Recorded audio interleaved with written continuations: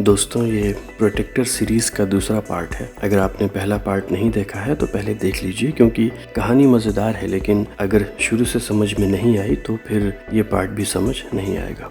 अपने सामने खड़े उस महाशक्तिशाली योद्धा को उस राक्षसी रोबोट ने स्कैन किया, लेकिन रोबोट को उस योद्धा पर हमला करने का कोई टारगेट पॉइंट ही नहीं मिल रहा था, क्योंकि उस योद्धा का पूरा शरीर तो आग और पानी से मिलकर बना था। उस महाशक्तिशाली योद्धा ने उस रोबोट पर आग से हमला किया, लेकिन वो रोबोट भी किसी ऐसे धातु से बना था जिस पर आग असर नहीं कर सकती थी, बल्कि उल्टा वो रोबोट अपने एब्जॉर्बिंग मशीन का इस्तेमाल करके उस आग की सारी एनर्जी को अपने अंदर सोखने लगा जो उस महाशक्तिशाली योद्धा से निकल रही थी। और देखते ही देखते वो योद्धा कमजोर पड़ने लगा। नीचे जमीन पर खड़े लोग जो ये महासंग्राम देख रहे थे, उनकी उम्मीदें टूटने लगी। सबको लगा कि वो राक्षसी रोबोट उस आसमान से आए हुए योद्धा को भी खत्म कर देगा, जो उनकी जान बचाने की आखिरी उम्मीद थी। लेकिन फिर उस योद्धा ने अपना रूप बदला। उसने अपना आग वाला रूप छोड़कर पानी का रूप धारण कर लिया और पानी बनकर वो उस रोबोट के अंदर घुस गया।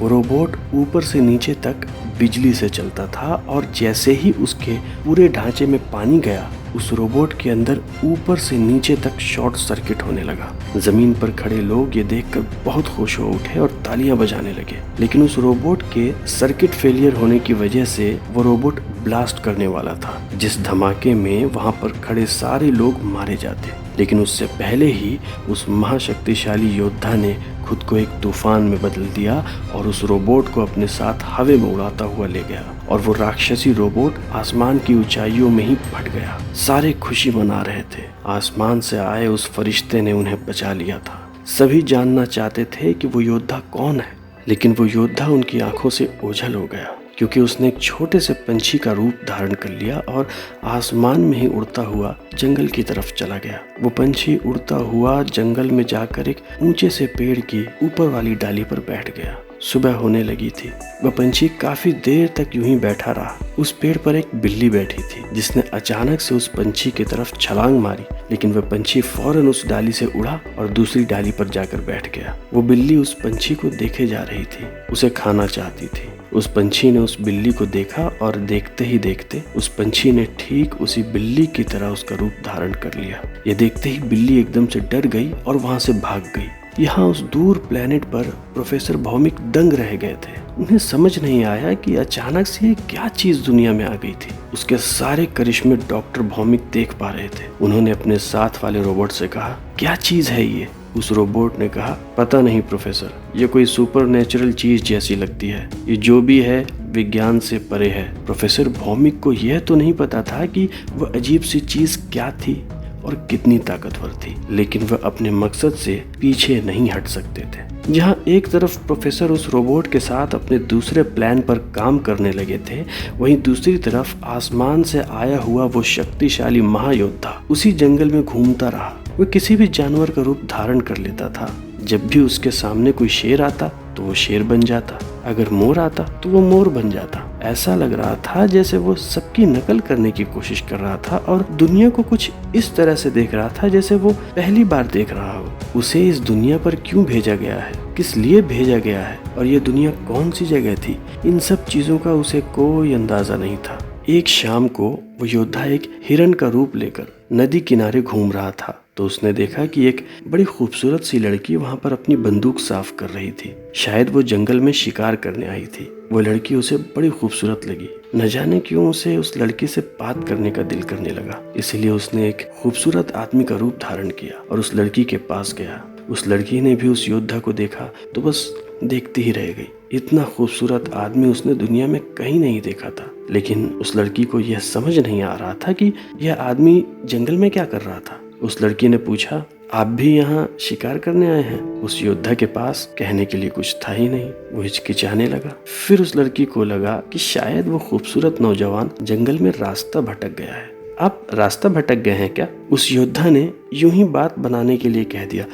हाँ जी हाँ, मैं रास्ता भटक गया हूँ। वो लड़की मुस्कुराई। उसने कहा कि वो अपनी गाड़ी में उसे जंगल से बाहर ले जाकर शहर में छोड़ देगी। योद्धा भी उस लड़की के साथ वक्त बिताना चाहता था, इसीलिए वो चुपचाप उस लड़की के साथ उसकी गाड़ी में बैठ गया। दोनों शहर की तरफ चल दिए। उस लड़की ने रास्ते में योद्धा से उसका नाम पूछा।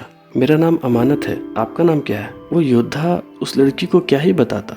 उसे तो ना ही अपने बारे में कुछ पता था और ना ही इस दुनिया के बारे में। उस योद्धा को अपने बारे में बस इतना पता था कि वो आसमान से आग और पानी से मिलकर बना था। इसीलिए उसने हिचकिचाते हुए धीमी आवाज में कहा, वो मैं आसमान से। उस लड़की को ठीक से सुनाई नहीं आया। उसने रिपीट करते हुए कहा, क्या आयुष्मान? उस योद्धा को यह नाम बहुत अच्छा लगा और उसने खुद को ये नाम देने का फैसला किया। उसने अमानत को मुस्कुराते हुए देखा और हाँ में सर हिलाता हुआ बोला, हाँ मैं आयुष्मान। रास्ते में आयुष्मान ने अमानत से दुनिया के बारे में कई सारे सवाल किए जो उसे बहुत परेशान कर रहे थे। अमानत को समझ नहीं आ रहा था कि आयुष्मान बच्चों जैसे सवाल क्यों कर रहा है, जैसे कि हम इस दुनिया में क्यों आए हैं, हमें पैदा क्यों किया गया है, हमें किसने पैदा किया है। अमानत को ऐसा लग रहा था जैसे आयुष्मान का जन्म अभी अभी हुआ था और वह खुद को और इस दुनिया को समझने की कोशिश कर रहा था, जो कि एक सच बात भी थी। फिर आयुष्मान ने अमानत से उस बड़े से रोबोट के बारे में पूछा जो सारे लोगों को उस रात मार रहा था। अमानत ने कहा, अरे हाँ, वो बड़ा ही खतरनाक रोबोट था, पता नहीं कहाँ से आया था। लोग कई सारी बातें कर रहे हैं, लेकिन मेरे पापा स्पेस साइंटिस्ट हैं। उन्होंने मुझे बताया कि आज से 20 साल पहले एक साइंटिस्ट अंतरिक्ष में फंस गया था। वो किसी और प्लेनेट पर चला गया और अब वही ये सारी चीजें कर रहा है इंसानों से बदला लेने के लिए। लेकिन मुझे तो ये सारी बातें मनगढ़ंत लगती हैं, ऐसा थोड़ी होता है। अमानत की इस बात पर आयुष्मान बड़ी गहराई से सोचने लगा और फिर उसने पूछा, ये अंतरिक्ष क्या होता है और वहाँ कैसे जाया जाता है? अमानत ने हंसते हुए कहा, तुम मुझसे मजाक कर रहे हो क्या? तुम्हें सच में अंतरिक्ष का मतलब नहीं पता? आयुष्मान ने सीरियस लहजे में कहा, मैं सच कह रहा हूँ, मुझे बताओ अंतरिक्ष क्या होता है? अमानत ने कहा, देखो, हम लोग सिर्फ चांद तक जा पाए हैं, लेकिन अंतरिक्ष बहुत बड़ा है। इसका कोई अंत है भी या नहीं, ये किसी को नहीं पता। आयुष्मान ने कार की खिड़की से अपना सर बाहर निकाला और चांद को देखते हुए पूछा, चांद पर क्या है? अमानत ने मजाक में कहा, पता नहीं, कभी जाऊंगी तो बताऊंगी। शहर आ गया। आयुष्मान ने अमानत को एक ब्रिज के पास गाड़ी रोकने को कहा। जब अमानत आयुष्मान को वहां पर ड्रॉप करके चली गई तो आयुष्मान ने आसमान में चांद को देखा। आयुष्मान ये जानना चाहता था कि क्या वो भी इंसानों की तरह चांद पर जा सकता है। आयुष्मान ने एक यूनिकॉर्न का रूप धारण किया और उसने आसमान की तरफ उड़ान भरी और कुछ ही देर में वो बिजली की रफ्तार से उड़ते हुए धरती के ऑर्बिट को छोड़कर अंतरिक्ष में प्रवेश कर गया और आखिरकार उसने चांद की जमीन पर अपने कदम रखे। आयुष्मान ने दोबारा से इंसान का रूप धारण किया और चांद पर ही घूमने लगा। दूसरी तरफ प्रोफेसर भौमिक दूर प्लेनेट से यह सारा नजारा देख रहे थे। प्रोफेसर इस बात को समझ रहे थे कि अगर उन्होंने फिर से धरती पर कुछ करने की कोशिश की तो यह चमत्कारी शक्ति वाला योद्धा उनको फिर से नाकाम कर सकता था। प्रोफेसर के लिए इस योद्धा की ताकत की सीमा का पता लगाना बहुत मुश्किल था। न जाने इसके अंदर और क्या क्या शक्तियां भरी हुई थी। प्रोफेसर भौमिक को यूं सोचता देख उस रोबोट ने पूछा, प्रोफेसर, क्या आप उस आसमानी योद्धा से बात करना चाहेंगे?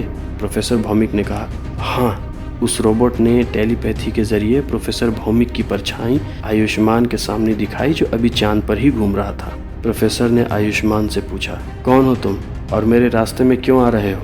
आयुष्मान प्रोफेसर को पहचान गया और उसने बड़े ही सद्भावना से कहा, मैंने आपकी कहानी सुनी प्रोफेसर।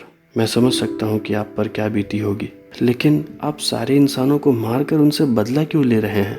आपके साथ जो हुआ उसमें सबका क्या कसूर है? प्रोफेसर भौमिक ने आयुष्मान की गलतफहमी दूर करते हुए अपनी वजह बताई कि वो इंसानों से कोई बदला नहीं ले रहे हैं, बल्कि वो इंसानों को सबसे बेहतर बनाना चाहते हैं। उनके अंदर से मतलब परस्ती निकाल फेंकना चाहते हैं। बस फर्क इतना है कि उनका केमिकल हर इंसान पर असर नहीं कर सकता, इसीलिए वो सिर्फ उनको खत्म कर रहे हैं जिन पर उनका केमिकल असर नहीं कर सकता।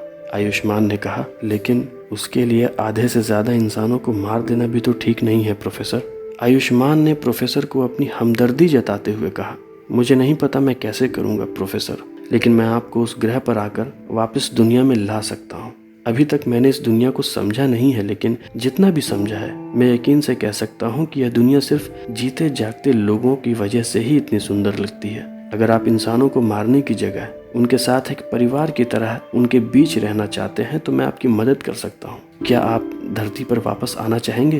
प्रोफेसर भौमिक आयुष्मान की बात सुनकर सोच में पड़ गए। आयुष्मान उनके जवाब का इंतजार कर रहा था कि आखिर प्रोफेसर भौमिक क्या फैसला करेंगे।